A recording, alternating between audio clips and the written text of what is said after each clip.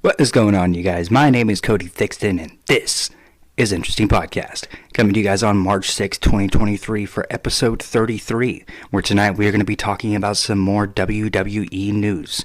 Tommaso Ciampa gives us an update on his health following his surgery, and Brock Lesnar has reportedly told people in WWE that he is finishing up. Undertaker and Kevin Nash poke fun at a AEW Rampage match, and Tony Khan comments on MJF throwing a drink at a young fan at AEW Revolution. We're going to break down everything and then discuss it all right here, right now, on Interesting Podcast. Make sure to hit that like and subscribe button. Ring that notification bell so you guys get notified whenever I upload content.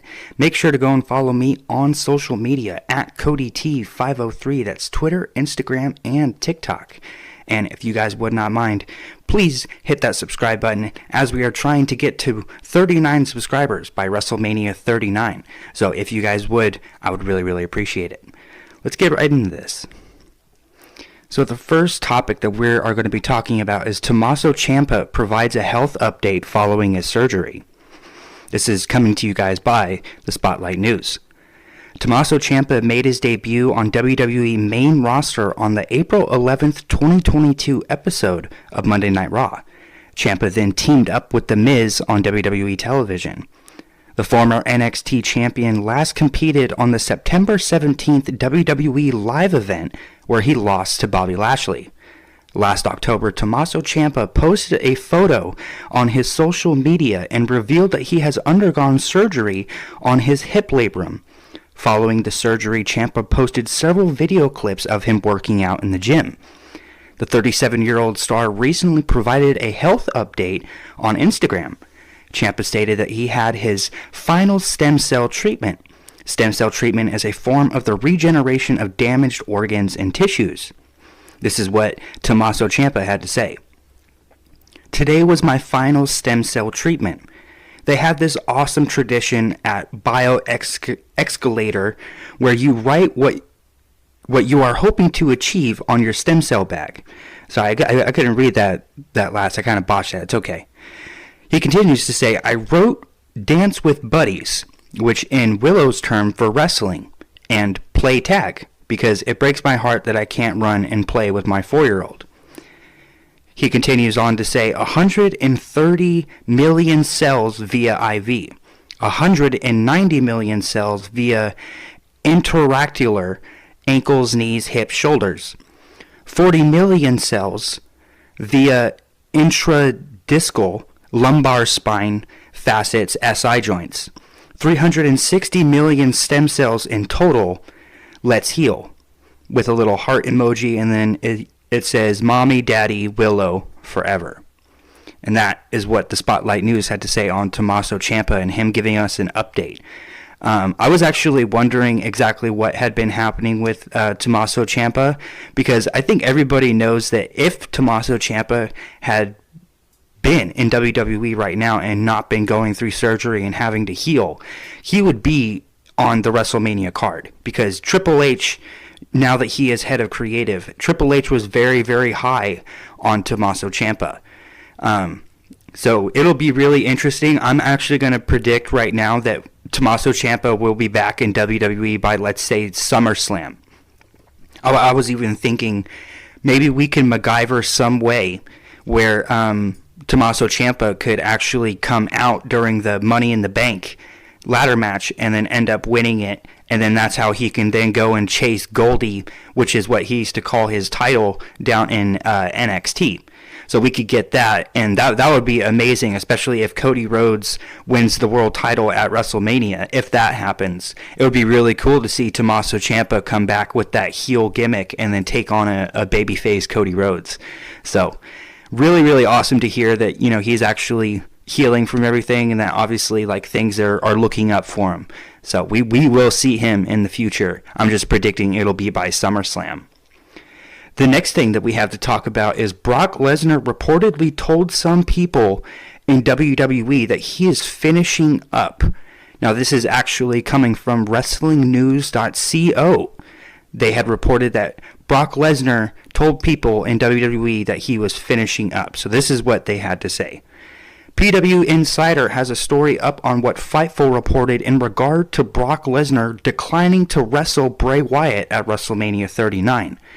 The story confirms that Bray Wyatt versus Lesnar was planned for Mania on the day of the Elimination Chamber show. Plans changed, likely due to Brock Lesnar's request. At the finish of his match with Bobby Lashley was changed to a disqualification, which we actually predicted before the Elimination Chamber pay-per-view. It continues on to say, Brock was originally booked to go over on Lashley at the Chamber show. PW Insider also noted that Lesnar was saying farewell to some people and that he was finishing up. It was not said what finishing up meant. A source noted that Lesnar was not necessarily done on that night or even at WrestleMania. It remains to be seen if that means Brock is going to be hanging up the boots for good or if he will be taking another extended break. It's worth noting that in previous years, Brock's contract would typically expire around WrestleMania time, so that might be what's going on here. WWE is scheduled to go back to Saudi Arabia in May, so one would think Brock might appear on that show, since it would mean a massive payday for him. So that is what WrestlingNews.co had to report on Brock Lesnar reportedly telling people in WWE that he is finishing up. And this is something that we have actually been talking about a lot on this podcast, is Brock Lesnar is now getting to that point in his career where he doesn't need to be in WWE anymore. He's made so much money and done everything. I mean, how many WrestleMania matches has the dude had? I mean, look at him, ending the Undertaker's undefeated streak, or him just annihilating John Cena at SummerSlam in 2014. Like, everything that this dude has done, he's done. Like, he has nothing else to do. And so I think this is why we are getting at WrestleMania Omos versus Brock Lesnar, is so that then Omos can look good, So I don't know. It's really interesting to hear that now it's being reported that he is like finishing up, and it's just kind of been like known, something that I've been talking about, and now it is going to be coming to fruition. Do I think it's going to happen this year? No, I think he'll go to WrestleMania, he'll do his match, and then he'll take that extended break, and then maybe we might see him around Survivor Series, Royal Rumble, and then going into next year's WrestleMania. Because I think at WrestleMania 40 is when Brock Lesnar will finally hang up his boots and, just sail off into the sunset and go off onto his farm and do his shit, But really, really interesting, man. Really interesting. Now, Undertaker and Kevin Nash poke fun at at an AEW Rampage match. My apologies. So this is what the Spotlight News has to say. Jon Moxley defeated Wheeler Yuta on the April 8th, 2022 episode of AEW Rampage. Following the match, William Regal, Bryan Danielson, and Jon Moxley welcomed Yuta to the Blackpool Combat Club. At one point during the match, Jon Moxley and Wheeler Yuta recreated the infamous WrestleMania 13 spot between Steve Austin and Bret Hart. Many fans then compared Yuta's performance to Austin, which received mixed reaction from the fans. A fan recently tweeted a photo of Wheeler Yuta's face covered with blood while Moxley's putting on the sharpshooter. The fan included the following caption: "Imagine you're Stone Cold Steve Austin on your ranch, drinking a Budweiser, scrolling through Twitter, and you see this being compared to you." WWE Hall of Famer Kevin Nash noticed the tweet and stated the following: "Don't worry, he ain't watching." End quote. The Undertaker also agreed with Nash and tweeted 2 words, and I quote, "Huge pop." End quote. Now, I don't understand how people don't understand that AEW is going to do a lot of things. They're going to have a lot of rehashes of WWE, because WWE has been in the business forever. Like, they have so much library that they've done just about every storyline. They've had every kind of character. every kind of match that they could possibly think of, they've been able to do it. So now that AEW has like a new roster, and that they're trying to build storylines and whatnot, there are going to be storylines and character segments, or characters in general, that we are immediately going to associate with anything in WWE just because of how deep the WWE history is.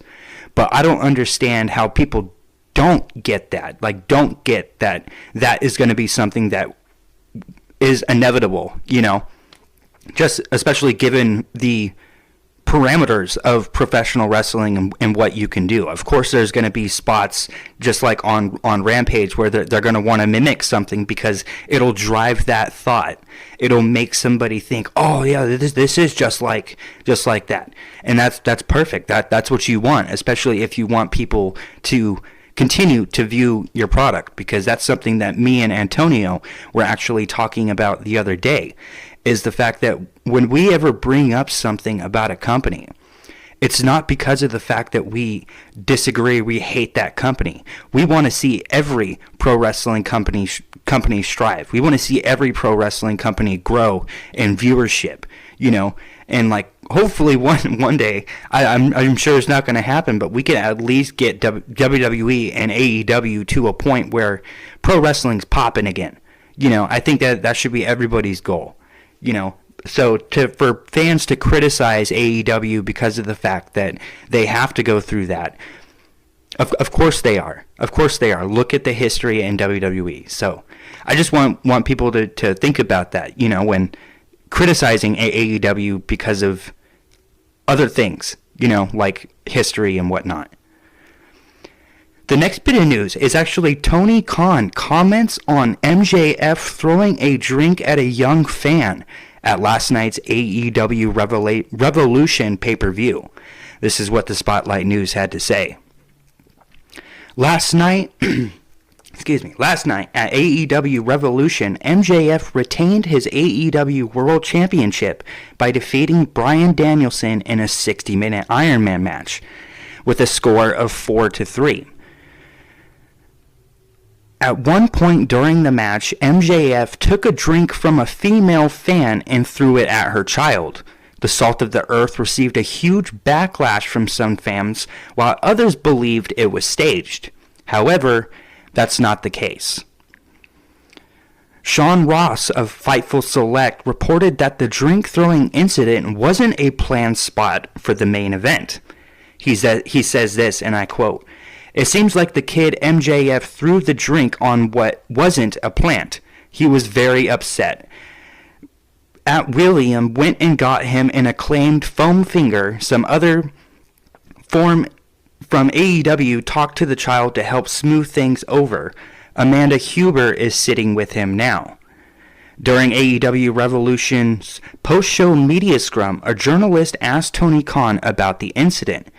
Khan said that he had a serious discussion with MJF prior to the media scrum. Khan added that he and his team comforted the kid after the incident. This is what Tony Khan had to say. "We had a conversation before we came up here. We had a serious conversation, and I mean that. It's not to be taken lightly. The young man, Titus, was a real pro about it. We'll see Titus again in AEW. I believe he's coming to Sacramento. I was just with him, and he was a real champ about it. The champion didn't act like a champion there. Titus was great." End quote. Really freaking interesting. Now, like, everybody knows that MJF is definitely one of those characters that loves to push that boundary as far as, what he should be allowed to do, and it's to garner heat. It's to make you hate him, because I was talking with Six Wins Media live, I think 2 weeks ago, and we were sitting there talking, and I had brought up to him about MJF and how he had actually done an interview in 2018, just sitting on a couch with his friend, and you see him out of character, and he kind of starts to explain a little bit about him being confident, but he's not that person in real life. You know, he's just playing a character, and he's trying to get you to hate him on every single level, no matter who you are, whether you're old, a child, disabled, doesn't matter. He wants you to hate him, because the more you hate him, the better it is for him. And like that, it could be anybody, even somebody in the grocery store, because if you see him on like a commercial, you're immediately like, oh dude, I freaking saw that dude. That dude was an ass, you know? Perfect, because he wants you to hate him, you know? And but I do think that there are times, just like in this scenario, where, you know, if he pushes that envelope, he could possibly push it too far, where, you know, Tony Khan now has to sit down and actually have a conversation with him, which is another great thing to freaking hear. You know, we don't actually hear this from Tony Khan very often, about him having to delegate to these pro wrestlers. So it is kind of like that little freshness of like, okay, so Tony Khan's handling his stuff, you know, especially after everything that happened with CM Punk and people bashing Tony Khan because of the fact that he didn't stand up for AEW and he didn't say anything to CM Punk. It is good to hear that at least now we know MJF is not untouchable, even in AEW. He can still do things where clearly he shouldn't have done it, and it made the company look really, really bad. So that's all that we have for episode 33 in all of the WWE and AEW news. My name is Cody Thixton, and this is Interesting Podcast. I will be back later on this week for some more WWE news, and then me and Antonio will be live this Saturday night to discuss some more pro wrestling topics. Make sure to hit that like and subscribe button. We are trying to get to 39 subscribers by WrestleMania 39, so hit that subscribe button, ring that notification bell so you guys get notified whenever I upload content. Make sure to go and follow me on social media at CodyT503, and I will see you guys later on this week for some more WWE news. I hope y'all have a good night.